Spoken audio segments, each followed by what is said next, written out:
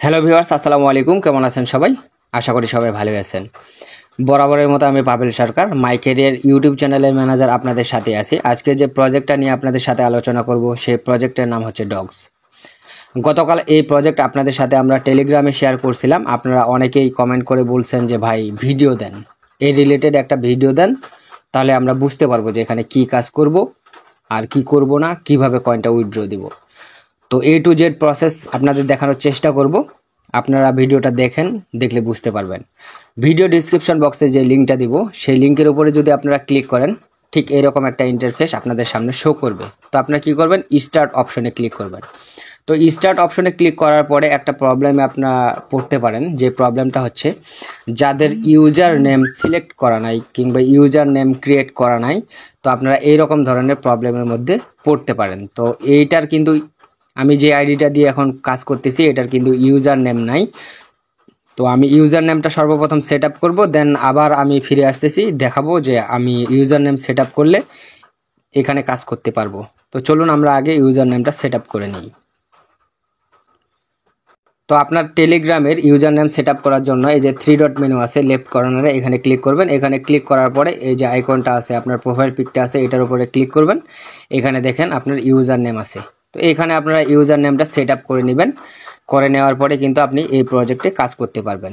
আমি দিই ABCD123 এই যে ইউজার নেমটা আমি দিচ্ছি, এটা নিচ্ছে না। তো 9000 একটা ইউজার নেম দেই। এই যে দেখেন আমি ইউজার নেমটা দিলাম, এটা এখন আমি ক্রিয়েট করে দিব। আমি ইউজার নেমটা দিলাম, দেওয়ার পরে আবার সেই প্রজেক্টে আমি ক্লিক করব।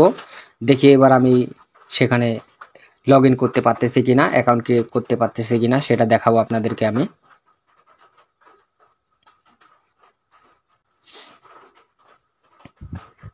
এই যে দেখেন আমি যখন ইউজার নেমটা দিলাম, অটোমেটিক ওরা কিন্তু আমাকে এখানে লগ ইন করায় নিল। এখন ওয়াও, লেটস গো, এটাতে ক্লিক করব।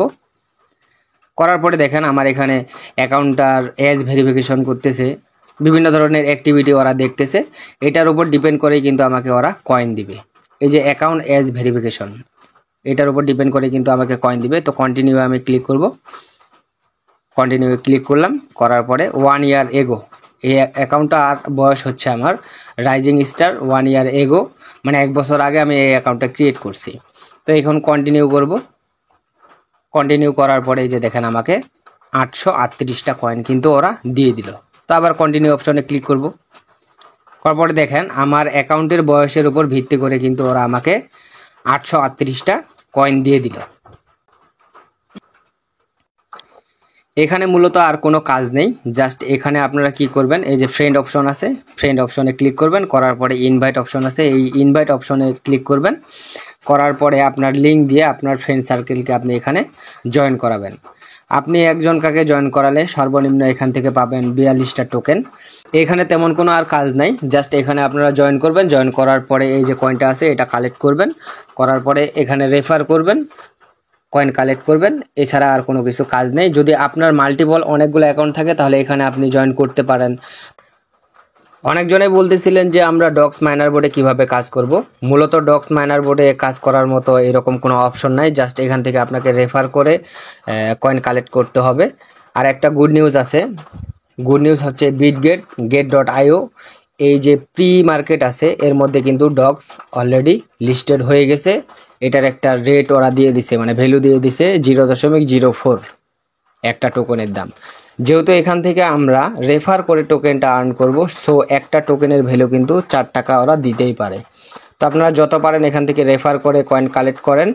আর একটা গুড নিউজ হচ্ছে আপনি যদি প্রিমিয়াম টেলিগ্রাম ইউজার হন তাহলে এখান থেকে বেশি কয়েন পাবেন। যদি আপনার টেলিগ্রামটা প্রিমিয়াম হয় তাহলে এখান থেকে বেশি কয়েন পাবেন। তো এই ছিল মোটামুটি ডগস কয়েন নিয়ে আপনাদের সাথে রিভিউ কিংবা আপডেট। যদি ভিডিওটা ভালো লাগে তাহলে অবশ্যই লাইক কমেন্ট করে জানাবেন, আর 10 জন মানুষকে দেখার জন্য অবশ্যই শেয়ার করে দিবেন। আমাদের টেলিগ্রাম চ্যানেলের সাথেই থাকবেন। ধন্যবাদ সবাইকে, দেখা হবে আরেকটা নতুন প্রজেক্ট নিয়ে। খোদা হাফেজ।